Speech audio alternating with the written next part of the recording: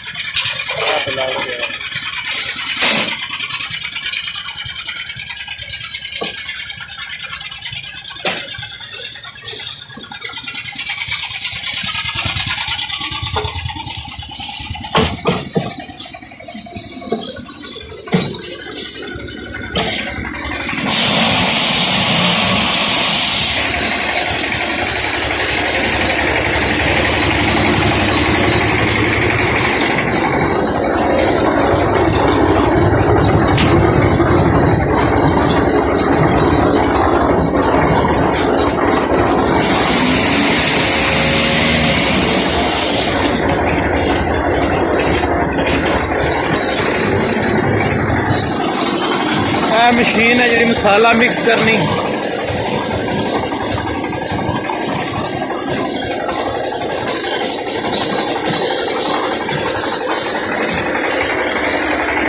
Machine पे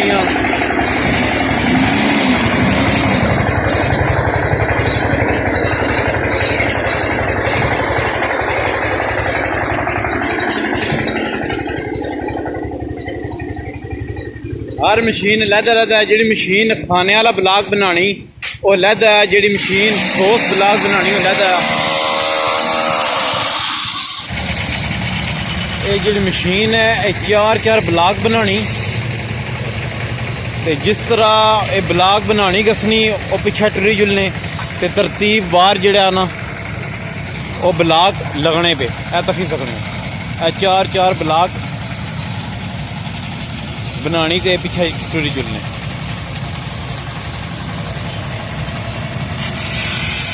एक क्यों खाने वाली मशीन है।